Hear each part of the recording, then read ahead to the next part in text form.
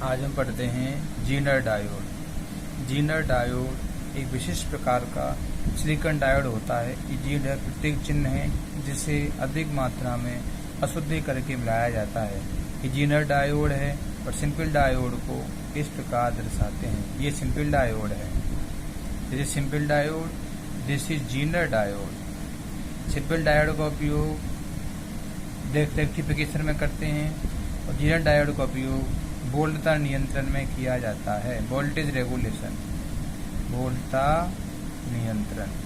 ये इसका जो ग्राफ है वोल्टेज वर्सेस करंट का, इधर वोल्टेज इधर करंट है। दिस इज फॉरवर्ड बायस, ये है हमारा फॉरवर्ड बायस। और ये ग्राफ है रिवर्स बायस का। रिवर्स बायस, रिवर्स बायस में वोल्टेज का मान बढ़ाते हैं, धीरे धीरे धारा का मान 0 होता है और एक अचानक एक निश्चित मान पोटेंशियल पर धारा का मान एक बार तेजी से बढ़ता है। तो उस विभव के मान को कहते हैं जीनर विभव या भंजन वोल्टता, इसे कहते हैं भंजन वोल्टता। अब देखो भंजन वोल्टता का मान नियत है। अब धारा यहाँ पर इतनी थी तो इतनी वोल्टता उतनी VZ है। धारा का मान बढ़ा तो वोल्टता VZ, धारा का मान और बढ़ा वोल्टता VZ। मतलब अब वोल्टता के मान में वृद्धि नहीं होती लेकिन धारा के मान में वृद्धि लगातार होती है।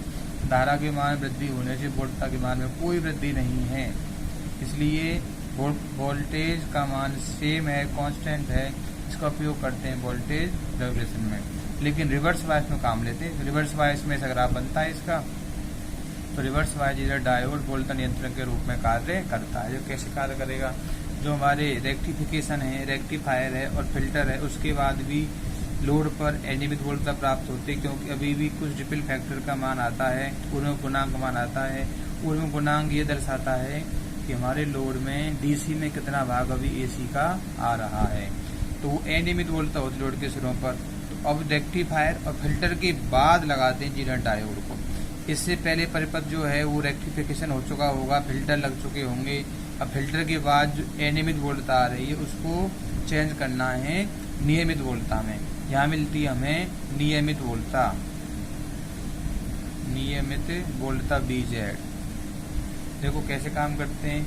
इसे लगाते रिवर्स बायस में तो ये माना कि नेगेटिव है, ये पॉजिटिव है। तो नेगेटिव वाला हाई पोटेंशियल P वाले भाग से उसका N वाले भाग से, तो ये रिवर्स बायस में काम करेगा। तो यहाँ से धारा I निकलती है, माना कि IZ गई जीनर, IZ जीनर करंट जो जाएगी जीनर डायोड में से, IL करंट लोड में जाएगी, IL लोड करंट, IL जाएगी RL में से। तो यहाँ से करंट जाएगी IL, यहाँ कितना पोटेंशियल डिफरेंस होगा, या B बराबर IR ओम के नियम से। यहाँ कितना है VZ, जीनर वोल्टेज होता है, जीनर भंजन वोल्टेज होता है VZ। तो हो जाएगा VZ equal to BI minus के IR।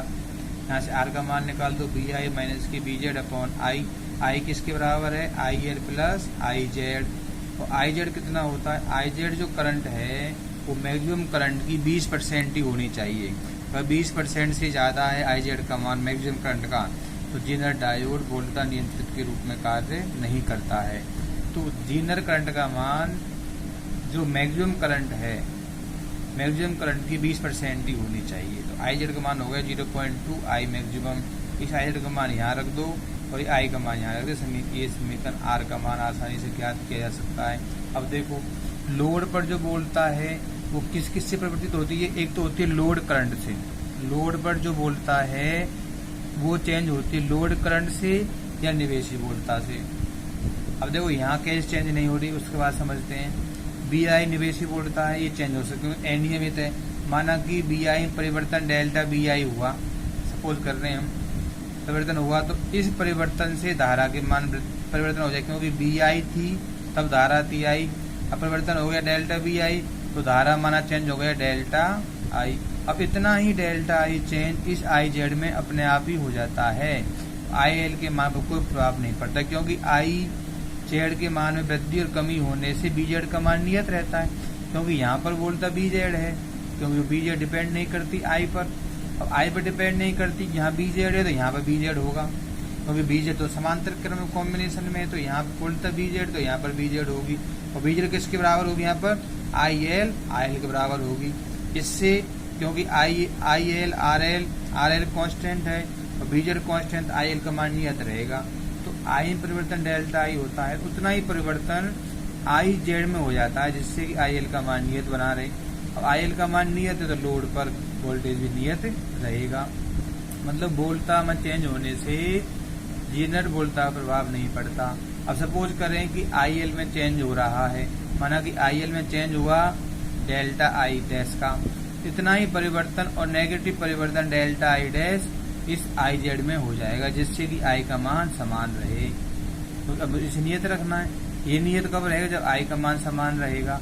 I का मान समान कब रहेगा? जब IL में चेंज हुआ डेल्टा I डैश, इसमें चेंज हो जाएगा अपने आप माइनस के डेल्टा I डैश, जिससे कि BZ का मान नियत रहेगा। इस प्रकार से जीनर डायोड का ये काम हो गया कि लोड पर जो वोल्टता है उसको ये नियत कर देगा। अब देखो दूसरा है वोल्टेज मल्टीप्लायर, वोल्टता गुणक। जो हमारी अनियमित वोल्टता है, जो AC वोल्टता है, उसके शिखर मान को दुगुना तिगुना चार गुना करके हमें निर्गम प्राप्त करते हैं, उनका नाम है वोल्टेज गुणक। वे दृष्टकारी परिपथ जिनके द्वारा निर्गम पर निवेशी वोल्टता के शिखर मान BP निवेशी वोल्टता का शिखर मान है। अगर निर्गम पर 2BP 3 भी प्राप्त होते हैं तो उसे कहते हैं वोल्टता गुणक। पहला है वोल्टेज डबलर, वोल्टता द्विगुणक। देखो यहाँ पर लगाते हैं प्रत्यावर्ती निवेशी वोल्टता VI = BP sin ओमेगा, जिसका शिखर मान है BP, तो हमें लोड पर चाहिए 2BP। देखो माना कि ये वाला पॉइंट पॉजिटिव AC लगा रहे हैं, ये नेगेटिव, तो AC इस प्रकार का होता है, हाफ साइकिल में पॉजिटिव हाफ साइकिल नेगेटिव है, और Q बिंदु पॉजिटिव है, P बिंदु नेगेटिव है, तो डायोड D1 चला जाए अग्रवायस अवस्था में, जिससे कि संधारित्र C1 का आवेशन हो जाएगा कहाँ तक? इसके शिखर मान तक, BP तक।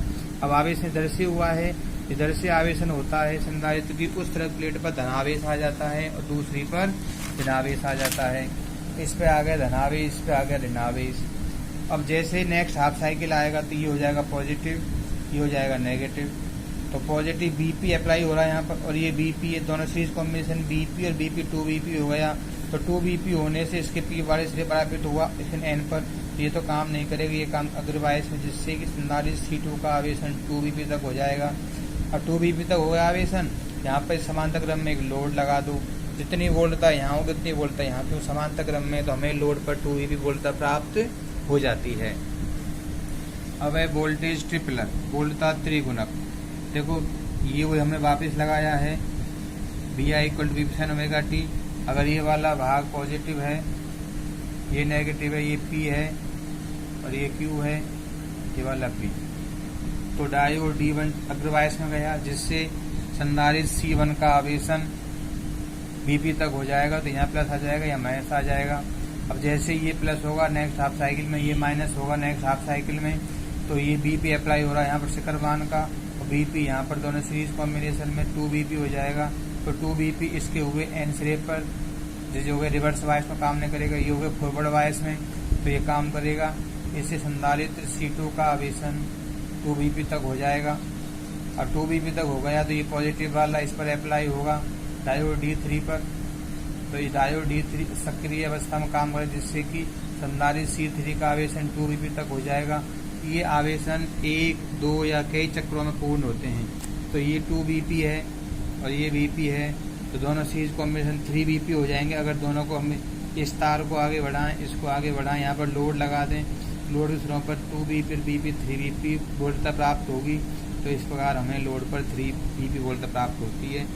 BP शिखर मान की वोल्टता से लोड पर 3BP प्राप्त हो, इसलिए इसका नाम वोल्टता त्रिगुणक। अगर हम बनाते हैं वोल्टेज फोर्तलक, तो क्या करेंगे? एक संधारित्र, एक डायोड और इधर लगा देंगे।